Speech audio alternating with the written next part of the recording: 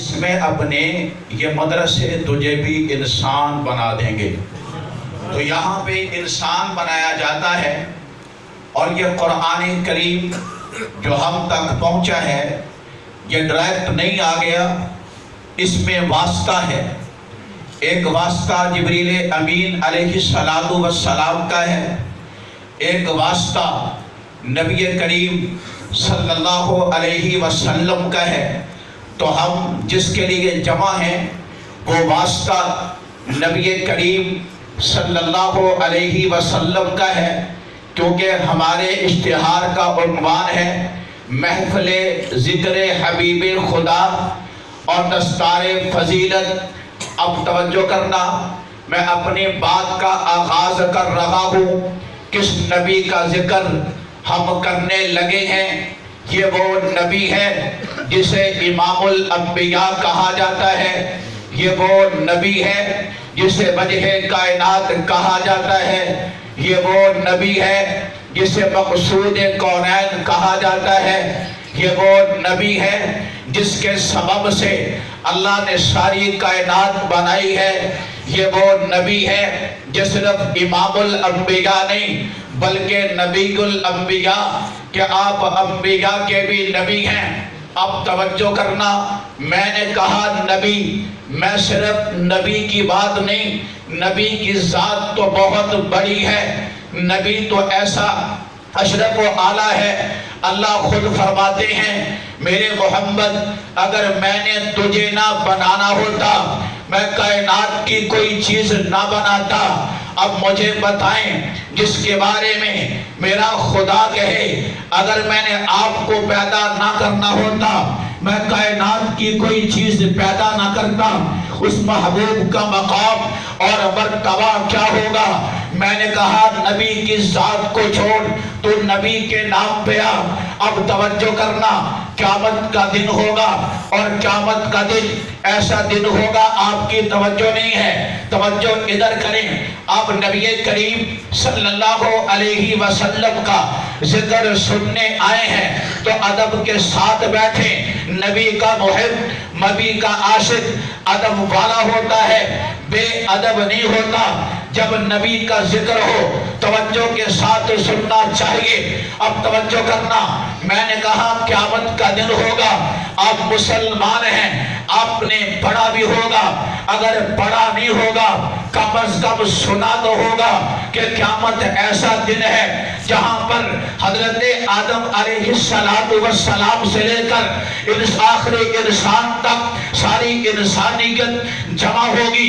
وہاں پہ اللہ کا فرشتہ کھڑا ہوگا، اور کھڑا ہو کے ایک لفظ بولے گا محمد صلی اللہ علیہ وسلم۔ لفظ محمد فرشتہ بولے گا، وہاں پر جتنے لوگ بھی محمد نام والے ہوں گے سارے کھڑے ہو جائیں گے۔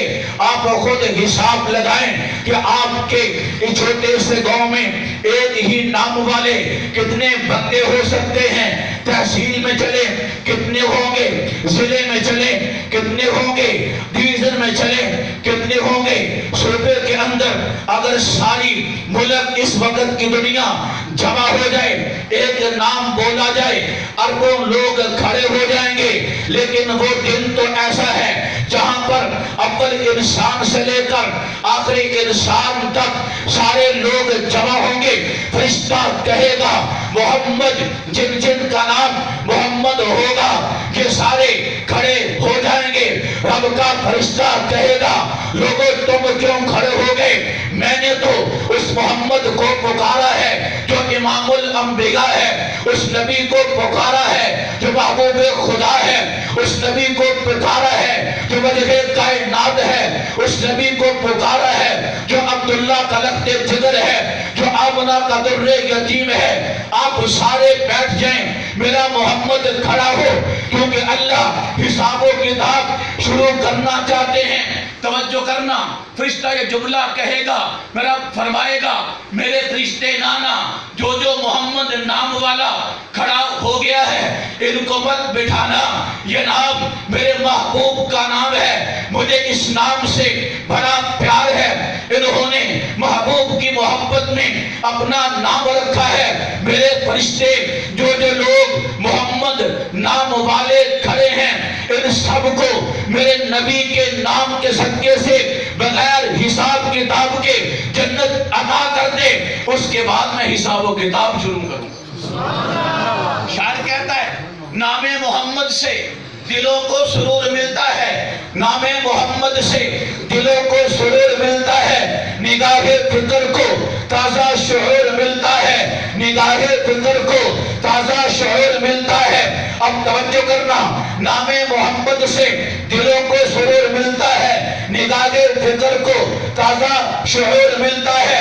नसीब कैसा भी हो वास्ता मोहम्मद का देके खुदा से जो भी मांगो जरूर मिलता है। हम किस नबी का जिक्र कर रहे हैं? अब तवज्जो करना, ये नबी तो वो नबी है, मैंने कहा नबी की साथ तो बहुत बुलंद है। अब तवज्जो करना, ये कौन है? इसे दुनिया अबू जहल के नाम से जानती है। ये नबी के खानदान का है, ये नबी का चचा लगता है, ये नबी के खून का रिश्ता है।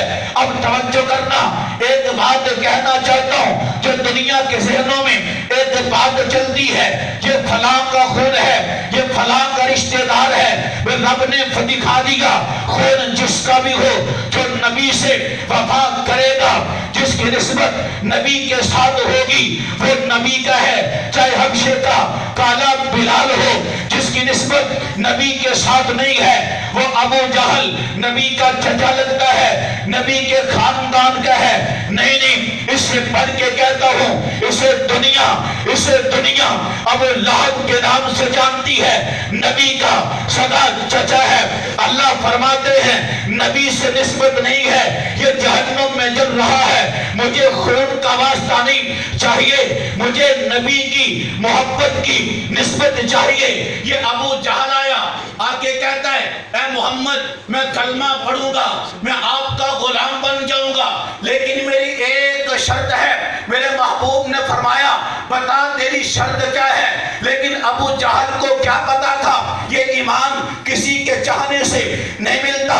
अल्लाह ने नबी को जो हीरा दिया, अल्लाह ने नबी को जो मोती दिया, अल्लाह ने नबी को जो गुलाम दिया, अल्लाह ने नबी को जो निस्बत अता की है, उसका इंतखाब अल्लाह खुद करता है, किसी से मेहनत करने से नहीं मिलती। जो अबू जहल खुद कहता है मेरी एक शर्त पे अमल तो कर, मैं कलमा पढ़ लूंगा। मेरे आका फरमाते हैं चचा बता तेरी शर्त क्या है। अबू जहल कहता है ये मेरी मुट्ठी है, देख रहे हो?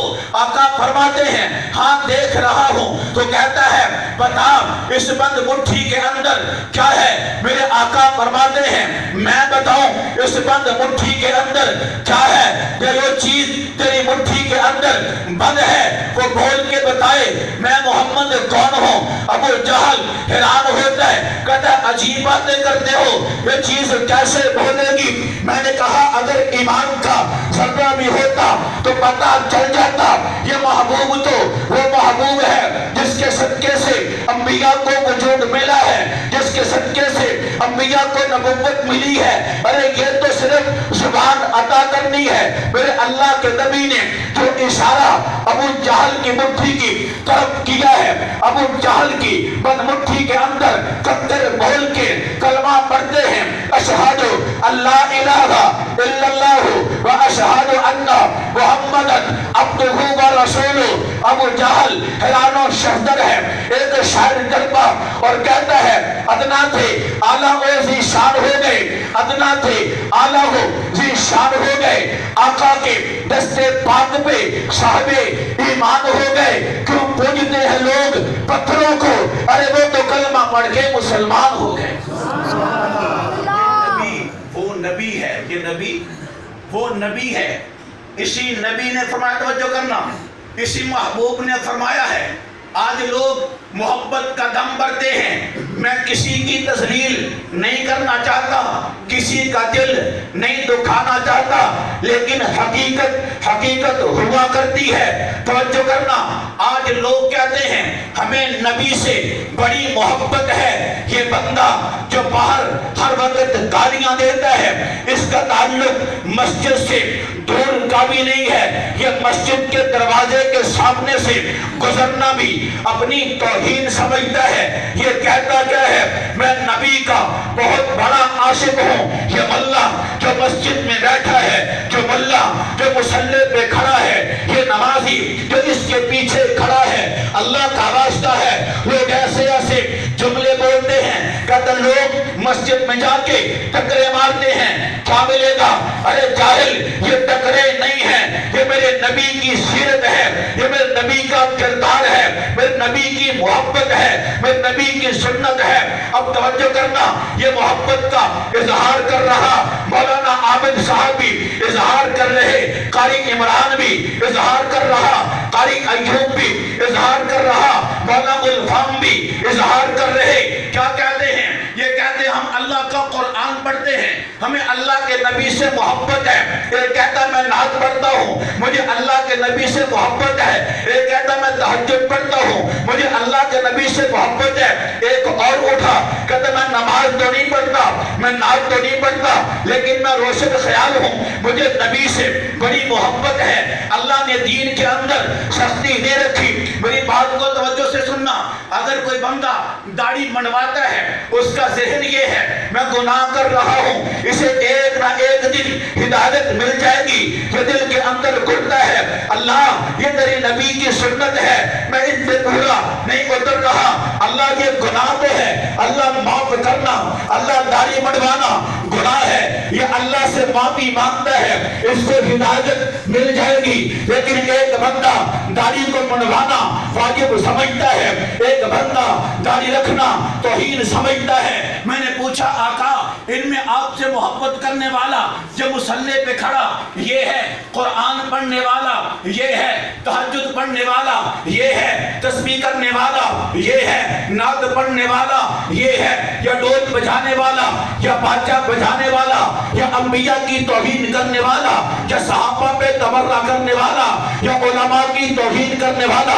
مجھے اللہ کے محبوب نے جواب عنایت کیا، من احبا سنتی فقد احبانی، جو بندہ میری سنت سے محبت کرتا ہے وہ مجھ سے محبت کرتا ہے۔ اب توجہ کرنا، اللہ کے نبی نے اصول بتلا دیا، جو بندہ میری سنت سے محبت کرے گا وہ مجھ سے محبت کرے گا۔ میں نے کہا پتہ چلا جو بندہ قرآن کی تعلیم دے رہا ہے، یہ نبی کی سنت پہ عمل کر رہا ہے، جو بندہ قرآن کی تعلیم حاصل کر رہا ہے، یہ نبی کی سنت پہ عمل کر رہا ہے، یہ نبی کا محب ہے۔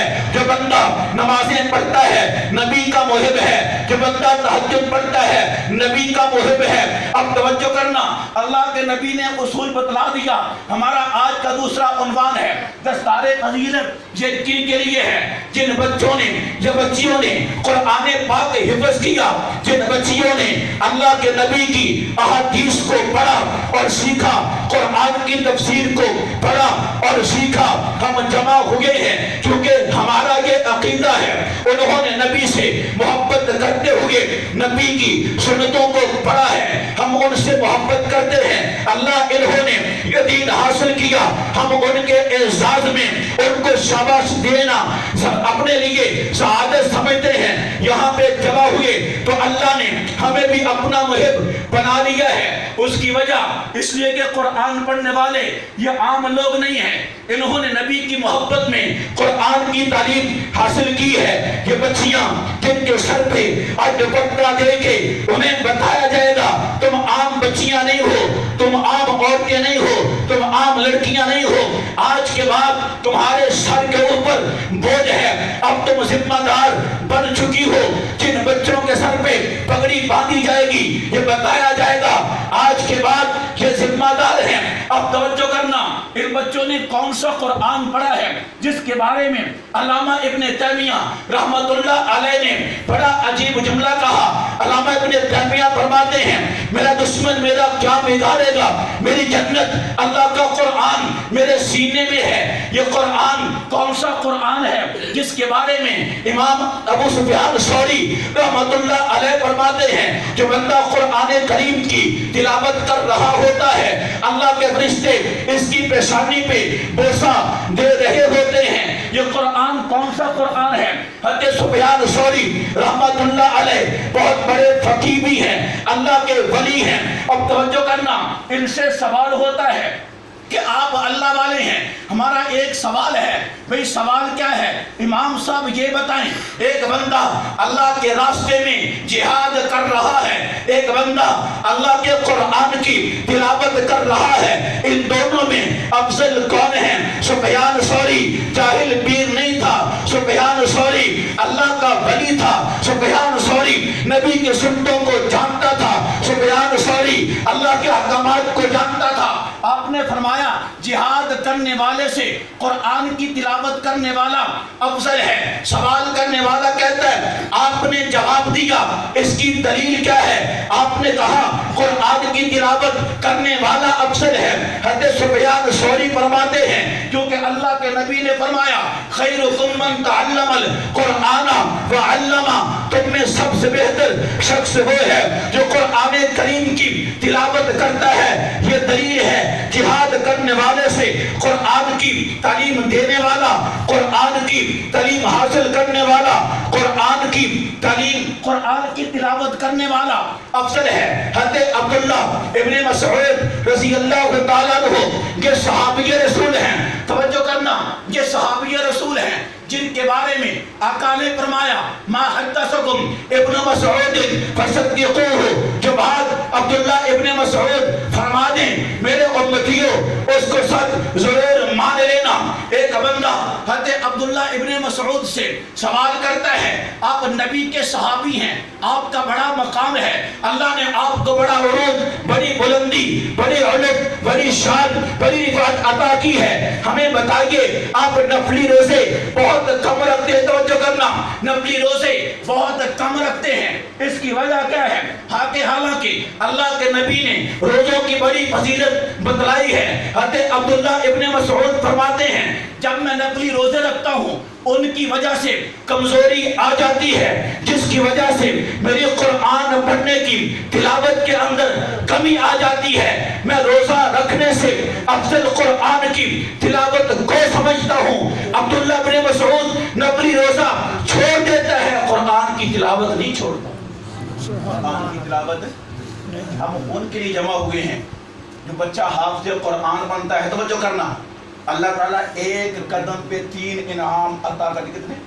ایک قدم پہ 3 انعام عطا کرتے ہیں۔ یہ بچہ جب چلتا ہے ایک قدم اٹھاتا ہے، اللہ ایک قدم اٹھانے پہ 1 سال کی عبادت کا ثواب عطا کرتے ہیں۔ یہ بندہ قدم اٹھاتا ہے، اللہ ایک قدم اٹھانے پہ اس کے 1 قدم پہ جنت کے اندر اس کے نام سے ایک شہر کو آباد کر دیتے ہیں۔ اب دیکھیں 1 قدم پہ جنت کے اندر اس کے نام کا ایک شہر آباد ہوتا ہے، یہ کتنے قدم اٹھاتا ہے جنت میں کتنے اس کے نام کے شہر آباد ہوں گے۔ دنیا حیران ہوگی، قیامت کے دن پوچھیں گے یہ شہر کس کا ہے، یہ سلطنت کس کی ہے، یہ حکومت کس کی ہے؟ انہیں بتایا جائے گا یہ 488 کا وہ بچہ ہے جس نے قرآن پاک کو حفظ کر کے اپنے سینے میں اتارا ہے، یہ 488 کی وہ بچی ہے جس نے اللہ کا قرآن یاد کر کے اپنے سینے کے اندر محفوظ کیا ہے۔ بتایا جائے گا یہ بچے اور بچیاں ہیں جن کو تعلیم قاری محمد عمران صاحب اور ان کی اہلیہ نے دی ہے۔ مجھے بتائیں جو حفظ کر رہے ہیں، مکمل کیا، ایک قدم پہ اتنا انعام ہے جو قاری عمران دن رات محنت کر کے قرآن پڑھاتا ہے، اس کا مقام کیا ہوگا؟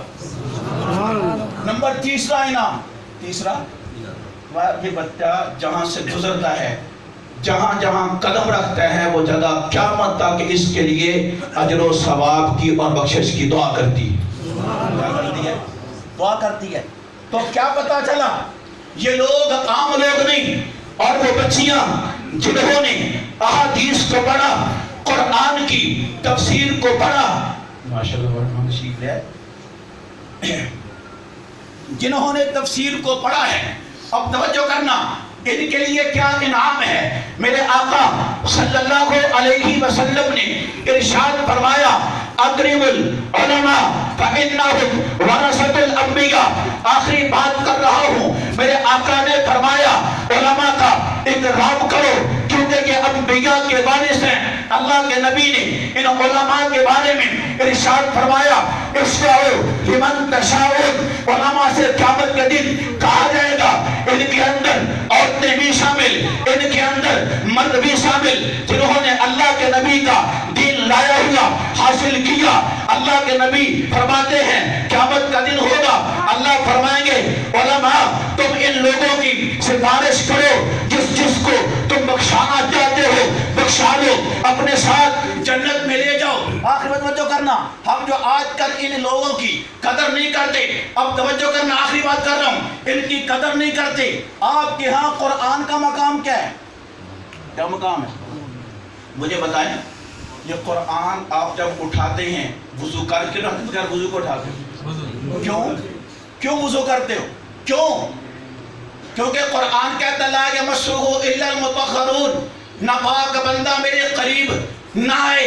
تو ہم نے مانا اللہ کا حکم ہے، ہم وضو کرتے ہیں، پاک ہو کے قرآن کو اٹھاتے ہیں۔ میں نے کہا یہ تو اللہ کا حکم ہے، ہم نے مانا۔ اب بتا اس قرآن کی جلد کرے گا، بتا کپڑا کون سا چاہیے، بتا گدا کون سا چاہیے، بتا گوند کون سی چاہیے، بتا تجھے دھاگا کون سا چاہیے، بتا تجھے سوئی کون سی چاہیے۔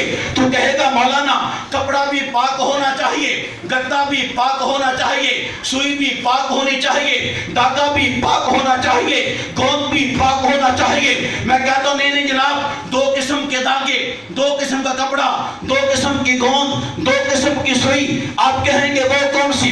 میں نے کہا یہ کپڑا ہے، یہ لاکھوں روپے کا ہے، یہ کپڑا ہے، یہ 30 روپے کا ہے، کون سا لگائے گا؟ تو کہے گا میں کروڑوں والا لگاؤں گا۔ میں کہتا ہوں پہلے مکمل بات تو سن لینا، بتا کیا بات ہے؟ میں نے کہا یہ کروڑوں والا مہنگا تو بڑا ہے لیکن اس کے ساتھ ناپاکی لگی ہے، یہ 30 والا سستا تو بہت ہے لیکن پاک ہے۔ آپ کہیں گے مولانا ہم مسلمان ہیں، ہم کروڑوں کے ناپاک کپڑے کو لات مارتے ہیں، اٹھا کے پھینک دیں گے، قرآن کے قریب نہیں آنے دیں گے۔ یہ سستا کپڑا یہ پاک ہے، قرآن کے ساتھ لگا دیں گے۔ یہ دھاگا سستا ہے، پاک ہے، قرآن کے ساتھ لگا دیں گے۔ یہ گدا سستا ہے، پاک ہے، قرآن کے ساتھ لگا دیں گے۔ یہ سوئی ہے، پاک ہے، اس کے ساتھ سی لیں گے۔ میں نے جو کرنا، تو مسلمان انسان ہے، تیری غیرت گوارا نہیں کرتی کہ ناپاک چیز قرآن کے قریب بھٹک بھی جائے۔ تو انسان تو مخلوق، وہ خالق ہے تو عبد ہے، وہ پیدا کرنے والا تو عبد، وہ معبود تو ساجد، وہ مسجود ہے، وہ رزاق ہے، ہر چیز کو پیدا کرنے والا۔ تیری غیرت، تیرا ایمان گوارا نہیں کرتا ناپاک چیز قرآن کے قریب ہے۔ توجہ ہے؟ تو میں نے کہا جب تو ناپاک چیز قرآن کے قریب نہیں آنے دیتا، پھر تیری عقل کہاں چلی جاتی ہے، تیرا ایمان کہاں چلا جاتا ہے، تیری غیرت کہاں چلی جاتی ہے؟ جب طلباء پہ آوازیں کستا ہے، جب علماء کو برا بھلا کہتا ہے، جب مدرسے کے اندر پڑھنے والی بچیوں کو برا بھلا کہتا ہے، تو خود تو ناپاک چیز قرآن کے قریب نہیں آنے دیتا۔ اگر یہ سینہ پاک نہ ہوتا، میرا بھی اس سینے کے اندر قرآن کیوں اتارا؟ ایک بات تو ماننی ہوگی نا، ایک بات ماننی ہوگی، یہ حافظ لاکھ گیا گزرا صحیح، لاکھ گیا گزرا صحیح، لیکن آپ سے اچھا ہے۔ اگر آپ کا سینہ اس سے اچھا ہوتا، یہ قرآن آپ کے سینے میں ہوتا۔ آپ چودھری ہو سکتے ہیں، دولت مند ہو سکتے ہیں، لیکن جو دولت اس حافظ قرآن کے سینے میں ہے، وہ اس کو اللہ نے عطا کی، اس لیے عطا کی ہے۔ یہ سینہ اتنا پاک ہے، اللہ نے 488 کے کئی لوگوں کے سینے دیکھے، لیکن یہ سینہ اللہ کو پسند آیا۔ یہ سینہ کبھی قاری عمران کی شکل میں، کئی مفتی عثمان کی شکل میں، کئی مولانا عبد رضا کی شکل میں، کئی مفتی سعید صاحب کی شکل میں اللہ نے آپ کو دکھایا۔ یہ سینے اتنے پاک ہیں، ان کی پاکی کو مانو گے تو پاک جنت میں آؤ گے. کہاں آؤ گے؟ اگلی بات بھی کہہ دوں، آج کچھ لوگ بکواس کرتے ہیں صحابہ کو، ارے یہ سینہ جس کے اندر قرآن اترا، اللہ کہتے کہ اتنا پاک ہے کہ بھونکے مجھے بہت غصہ آتا ہے. وہ صحابہ تو خود قرآن کے سینے میں ہیں، وہ صحابہ قرآن کے سینے میں ہیں، جو ان کو بھونکے کیسے بچ سکتا ہے؟ میں بات کر رہا تھا، اللہ کے نبی نے فرمایا من احب سنتی فقد احبنی، محبت مجھ سے وہ کرتا ہے جس کو میری سنت سے محبت ہے. داڑھی نبی کی سنت جو اس کو ادا کرتا ہے نبی سے محبت کر رہا ہے. نماز پڑھنا نبی کی سنت جو پڑھتا ہے نبی کی سنت کو ادا کر رہا ہے. ذکر کرنا نبی کی سنت جو اس کو کرتا ہے نبی کی سنت کو زندہ کر رہا ہے. مسجد کو آباد کرنا نبی کی سنت جو اس کو ادا کر رہا ہے، سنت ادا کر رہا ہے. مسجد کی صفائی کرنا نبی کی تعلیم جو اس پہ عمل کرتا ہے وہ سنت کو ادا کر رہا ہے. اور جو بندہ قرآن کی تعلیم حاصل کر رہا ہے، قرآن کی تعلیم دے رہا ہے، جو بندہ بھی نبی کی سنت پہ عمل کر رہا ہے، جو بندہ نبی کی تعریف کی محفل سجاتا ہے، جو بندہ نبی کی تعریف کرتا ہے، جو بندہ نبی کی تعریف سن رہا ہے. توجہ کرنا، نبی کی تعریف جو بندہ کرتا ہے یہ حسان کی سنت ہے. جو نبی کی تعریف سنتا ہے یہ نبی کی سنت ہے. کیوں؟ حضرت حسان آقا کی تعریف کرتے ہیں، آقا اپنا منبر ان کو عطا کرتے ہیں. حسان منبر کے اوپر آ کے بیٹھ میری تعریف کر. حسان تعریف کر رہا ہے تو پتہ کرنا نبی کی تعریف کرنا ایک تو اللہ کی سنت، ایک اللہ کے صحابہ کی سنت. جو بندہ نبی کی تعریف کو سنتا ہے یہ نبی کی سنت ادا کر رہا ہے. کیا کر رہا ہے؟ نبی کی سنت کو. اس لیے من احب سنتی فقد احبنی ومن احبنی کان معی فی الجنہ. جو بندہ میری سنت سے محبت کرتا ہے وہ مجھ سے محبت کرتا ہے، اور جو مجھ سے محبت کرتا ہے جنت میں میرے ساتھ ہے، جنت میرے ساتھ ہے. تو اس نے فرمایا کہ جب تک جہاں میں شمس و قمر کا نظام ہو، محبوب کبریا پہ درود و سلام ہو، جس دل میں بس گئی ہو محبت و حضور کی، کیوں نہ اس پہ آتش دوزخ حرام ہو.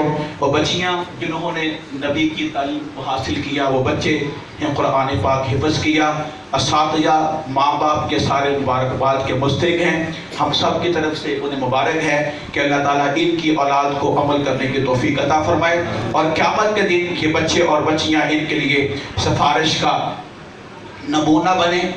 اور ہمارے تمام مہمان تشریف لا چکے ہیں تو مجھ سے آپ کے سامنے کلام پیش کریں گے. ہمارے مہمان خصوصی مولانا عمران علی شیخ علی صاحب تشریف لا چکے ہیں، ان کا بیان بھی ہوگا. تو تمام حضرات دل جمی کے ساتھ بیٹھیں. مہمان جب آتا ہے، مہمان جب آتا ہے اس کا اکرام کیا کرتے ہیں؟ اکرام. جب یہ نعت پڑھیں یا تقریر کریں تو آپ نے توجہ کے ساتھ سننا ہے. کیا کرنا ہے؟ یہ ان کا اکرام ہے. یہ کیا ہے؟ ان کا اکرام ہے. جو بندہ مہمان کی عزت نہیں کرتا نا، آپ خود سمجھتے ہیں یہ مہمان آپ کے نہیں اللہ کے. کس کے ہیں؟ آپ کے مہمان کی توحید آپ غصہ آتا ہے نا، یہ اللہ کے مہمان ہیں. جب آپ ان کی بات توجہ کے ساتھ نہیں سنیں گے تو اللہ ناراض ہوگا. اللہ سے دعا ہے اللہ صحیح معنی میں عمل کرنے کی توفیق عطا فرمائے.